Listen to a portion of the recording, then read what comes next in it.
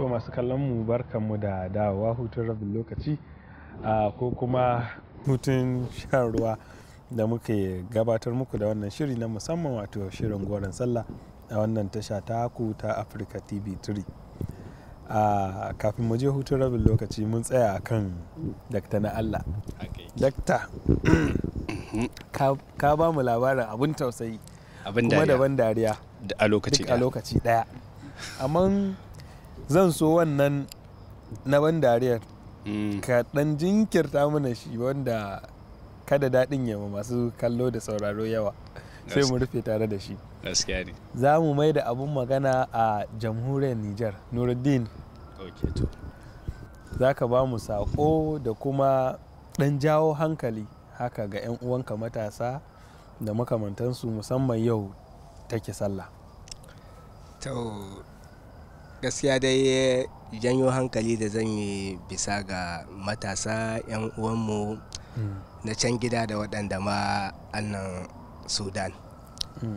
Na farko dai ina fara da waɗanda muke tare da su a nan Sudan, bisa ga musan abin da ya kawo mu a garin nan shine karatu ne ya kawo mu, mu yi kuma mu koma don mu amfanarsa al'ummanmu. Sannan ina jan hankali ga 'yan uwanmu na can gida, kada ya kasance murnar sallah kuma ta koma wani abu ya biyo baya wajen murna kuma ya kasance a koma jan bakin ciki haka. Dan abubuwa na faruwa da dama, irin wani guje-guje irin matasa haka.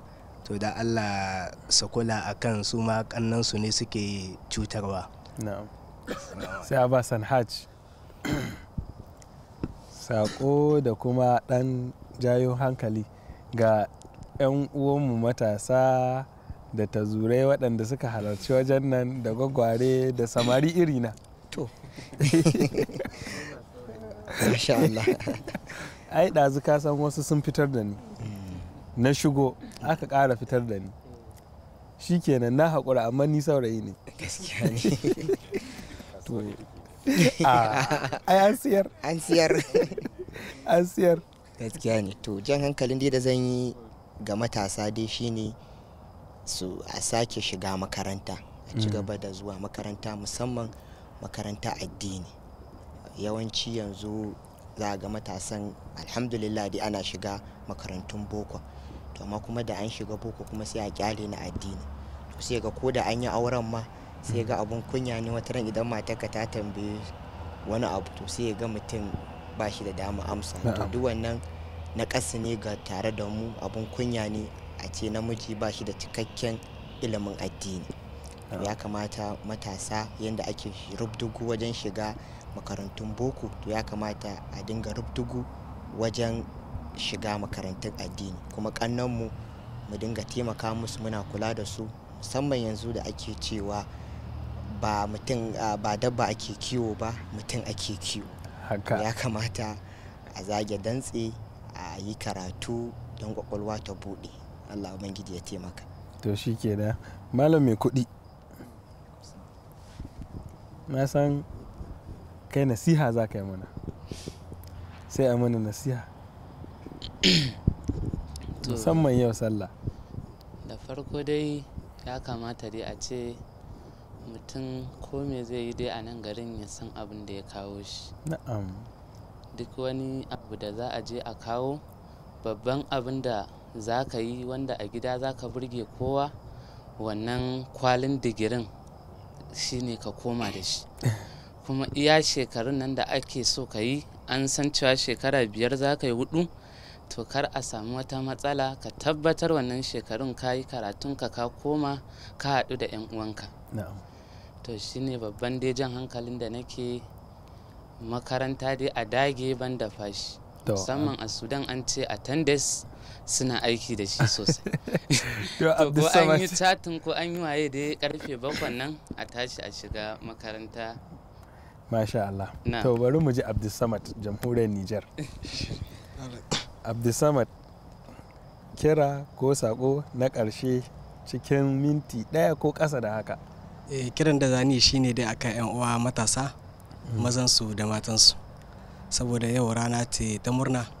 to za ka samu wasu matasa suna amfani da wannan dama ba a ce ba za a yi murna ba amma bai zamanto ba kuma a ce a bai hayar da za a saba ma Allah ba. Zai zamanto wasu matasa za su tsara abubuwa wanda Allah ya haramta a cikin wannan wata kuma da ma sauran watanni gaba ɗaya. Haka. Suna wasu wasanni wanda Allah ya haramta su. Kaga kenan kada mutum ya ɓata rawarsa da tsalle. Duka ibadar da suka yi kwana 30 sai ya zamanto cikin kwana guda ko cikin awa ɗaya sun ɓata ta. Da su kansu mata irin shigar da suke yi wadda da sunan murna. Sai ga su zo sun ɓata abubuwan da sun kai can baya na ibada da sauransu. Ina jan hankali irin wannan shiga bai kamata a ce ana yin ta wadda bai kamata ba. Da kuma Baban Muhammad su kansu matasa irin guje-guje na motuna da sauransu da suke yi akan mashin shi ma sai su kiyaye saboda kare lafiyarsu.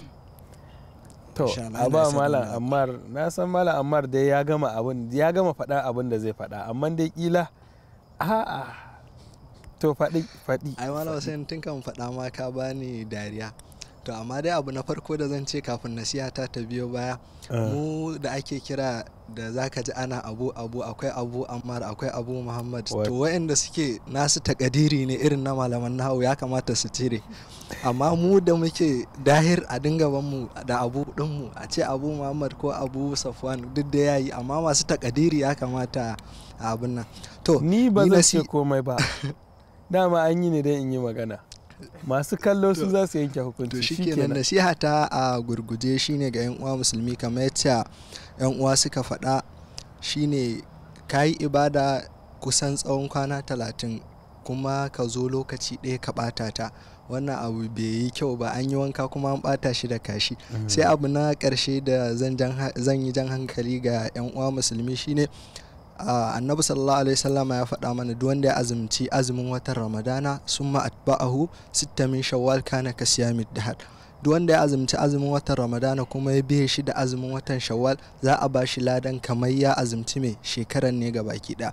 To kayi azumi na kwana 30 ina ganin azumin kwana 6 ba zai ma wahala ba. To ina yan uwa gwagware wanda ba su da wanda za su dama ana taimakawa a nan musamman su don ana ciyar da wasu to wanda ba abin nan Malam Hussein za su iya zuwa su same shi dai fudur jayis. Tsaya ka dai san an ce kada ku bata ayyukan ku da alheri da gori da abin nan shikenan. Allah ya saka da alheri. Ka ba wakilin Hausa ai baka da amsa ka ba wakilin Hausa au ya aminta a'a to ai da na ce a ba wakilin Hausawa sai na ga kai ko a jikinka wai an tsikari karsana to sai nuna ina kwaɗayi ai gara ya tabbatar din wato tawadi'u ne yawa ka ji batu shike da bari mu ji daga gare ka. To ina kira ga kowa da mu wayanda muka zo muka gudanar da shi jagoran shirin da 'yan kallo wanda masu kallo ba za su kalle su ba 'yan bayan sin kenan.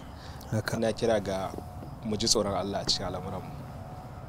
Muka sa tsoron Allah a ciki insha Allah komai zai rinka tafiya kuma yana mana fatan alkhairi. Allah ya taimake mu ya ba mu sa'a abin da muka zo yi ya sada mu da alkhairin da ke ciki ya nuna mana gaskiya ya ba mu ikon binta ya nuna mana ƙarya ya ba mu ikon guje mata. Assalamu alaikum. Mala Abdurrashid. To ni abin da zan ce daga ƙarshe shine ina kira ga 'yan uwana ɗalibai kuma ina ƙara jan hankalinsu da su mai da hankali akan abin da ya kawo su sannan kuma su san da waɗanda za su zauna. Kar ka je ya kasance duk abokin da za ka yi ya zamanto ka zaɓi aboki nagari wanda nan gaba ba zai jefa ka a cikin wata matsala ba. Shine abin da ke da akwai saboda akwai abubuwa da zaka ga wani ya zo yana da na sani ai wane ne ba zai maka amfani ba. Amma ina kira ga 'yan uwa ɗalibai duk wanda ka san in dai ka san wane aƙidarsa ba ta karatu ba ce ba baya zuwa makaranta to kai kokari ka kauce masa tun da wuri. Kai kokari ka kauce masa ka mai da hankali akan abin da iyayenka suka turo ka cikin garin nan. Yawwa shine kira da zan yi da ɗan uwa ɗalibai. Wannan kuma sallah da muka yi Allah ya amsa mana ibadunmu da muka yi a baya sannan kuma Allah ya bamu ikon gabatar da bukukuwan sallah lafiya. Amin ya. Yawwa shine muna godiya. Mala Abdurrashid. To shiga ta zo ga manya. Malam Yahaya. To gaskiya abin da zan ce dai gaskiya kamar yadda yan uwa suke maganganun da yan uwa suka yi ne a game da mutum kada ya zamto ya yi ibadun shi ran kimanin kwana 30 ya zo cikin daimini cikin kankanin lokaci kuma ya zo ya bata shi saboda ranar sallah gaskiya kusan ba wai ko nan ne Sudan ko Najeriya bane kawai ake amfani da wannan ranar ake lalata ake abubuwa kusan za a ce kusan duk kasashen musulmai ne gaba ɗaya gaskiya so wannan kada ya zamto fursa ce wadda mutum zai amfani da ita ya je ya bata abubuwan da ya yi a cikin azumin Ramadan sai dai Allah kuma ya mana jagora Allah kuma ya maimaita mana ya kuma sa mana ikhlasi a cikin al'amuran amin ya Allah to sai na bayan ka Bazazzagi da Bakano masha Allah Rabi'u Mahmud cikin a ƙarshen ƙarshe zan so in yi ma masu saurare fatan alkhairi sannan kuma kasancewar duk abin da ya kamata in faɗa yan uwa sun faɗa zan rufe da miƙa wato ainihin goron sallah na ga ko in ce na fuskanci kana wannan dai bauta ya ishe su ya dame su to alfarman watan azumi da kuma alfarman yau take sallah musamman kanawa da muke da su a nan na Sudan mun ba su yanci to Allah ya kai mu gobe Allah ya kai mu gobe dakta na Allah to tunda babu lokaci ka miƙa saƙon godiya kawai ka ba mu dama mu rufe gobe ma muna gayyatar ku sai a zo a zauna to Allah ya ja zamani ko kuma ce Allah ya jagora ga shi wannan gidan TV Allah ya ɗaukaka shi ya haskaka shi kamar yadda yake ba da gudunmawa musamman ga mu Hausawa da kuma makwata gabaki daya Allah ya muna jagoranci gabaki daya mu Allah ya taimaka da miƙa wato ainihin goron sallah na ga ko in ce na fuskanci kana wannan dai bauta ya ishe su ya dame su to alfarman watan azumi da kuma alfarman yau take sallah musamman kanawa da muke da su a nan na Sudan mun ba su yanci to Allah ya kai mu gobe Allah ya kai mu gobe dakta na Allah to tunda babu lokaci ka miƙa saƙon godiya kawai ka ba mu dama mu rufe gobe ma muna gayyatar ku sai a zo a zauna to Allah ya ja zamani ko kuma ce Allah ya jagora ga shi wannan gidan TV Allah ya ɗaukaka shi ya haskaka shi kamar yadda yake ba da gudunmawa musamman ga mu Hausawa da kuma makwata gabaki daya Allah ya muna jagoranci gabaki daya mu Allah ya taimaka da miƙa wato ainihin goron sallah na ga ko in ce na fuskanci kana wannan dai bauta ya ishe su ya dame su to alfarman watan azumi da kuma alfarman yau take sallah musamman kanawa da muke da su a nan na Sudan mun ba su yanci to Allah ya kai mu gobe Allah ya kai mu gobe dakta na Allah to tunda babu lokaci ka miƙa saƙon godiya kawai ka ba mu dama mu rufe gobe ma muna gayyatar ku sai a zo a zauna to Allah ya ja zamani ko kuma ce Allah ya jagora ga shi wannan gidan TV Allah ya ɗaukaka shi ya haskaka shi kamar yadda yake ba da gudunmawa musamman ga mu Hausawa da kuma makwata gabaki daya Allah ya muna jagoranci gabaki daya mu Allah ya taimaka masu kallon mu da sauraron mu ko da ji ko da duba agogo an ce lokaci abokin tafiya